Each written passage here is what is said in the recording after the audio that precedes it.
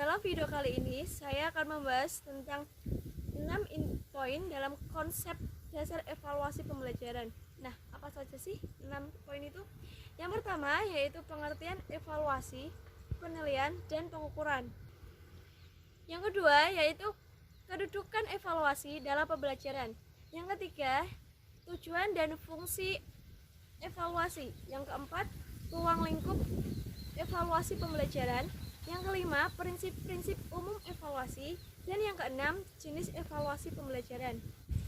Yang pertama yaitu pengertian dari evaluasi, penilaian, dan pengukuran. Nah, pengertian dari pengukuran sendiri yaitu suatu proses atau kegiatan untuk menentukan kuantitas sesuatu. Yang kedua, pengertian penilaian. Penilaian merupakan suatu proses atau kegiatan yang sistematis dan berkesinambungan atau mengumpulkan informasi tentang proses dan hasil belajar peserta didik. Kemudian ada evaluasi.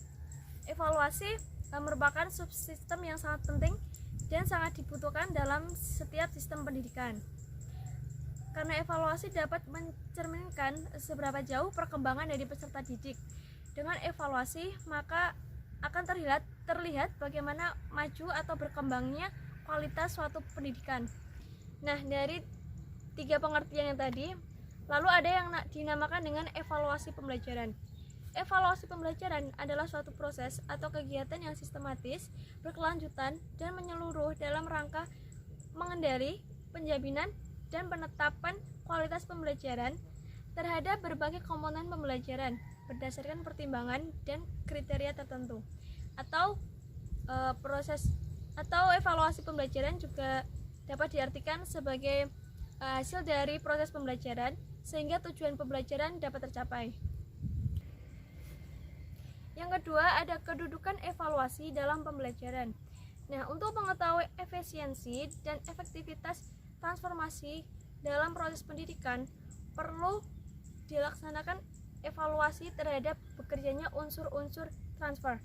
Unsur-unsur transfer dalam pendidikan meliputi pendidikan dan personal lainnya. Yang kedua, isi dari pendidikan. Yang ketiga, teknik. Dan yang keempat, sistem evaluasi. Yang kelima, sarana pendidikan. Dan yang keenam, sistem administrasi. Untuk mengetahui dan menetapkan sistem apakah sudah sesuai dengan tujuan yang telah ditetapkan lembaga pendidikan atau belumnya, maka diperlukan juga kegiatan evaluasi. Dari penjelasan tersebut, maka dapat kita simpulkan bahwa kedudukan evaluasi dalam pembelajaran sangatlah penting. Yang ketiga, ada tujuan dan fungsi dari evaluasi pembelajaran. Tujuan evaluasi pembelajaran yaitu yang pertama, menilai ketercapaian tujuan. Yang kedua, mengukur macam-macam aspek pelajaran yang bervariasi. Yang ketiga, memotivasi belajar para siswa. Yang keempat, menjadikan hasil evaluasi dasar perubahan beriklim. Yang kelima, menentukan tindak lanjut dari hasil penilaian. Lalu, fungsi dari evaluasi pembelajaran yaitu yang pertama, untuk memperbaiki dan mengembangkan sistem pembelajaran.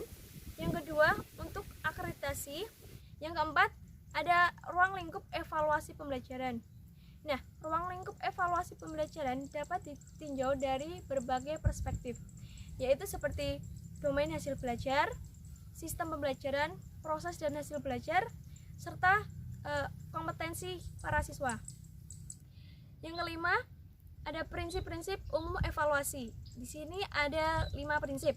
Yang pertama, prinsip kontinuitas, yaitu evaluasi tidak boleh dilakukan secara insidental karena pembelajaran itu adalah suatu proses yang kontinu. Yang kedua, ada komprehensif, yaitu dalam melakukan evaluasi terhadap suatu objek, guru harus mengambil seluruh objek sehingga bahan evaluasi dapat adil dan objektif. Yang keempat yaitu kooperatif, yaitu guru hendaknya bekerja sama dengan semua pihak seperti orang tua ataupun dengan sesama guru yang lainnya. Kemudian prinsip yang kelima yaitu praktis.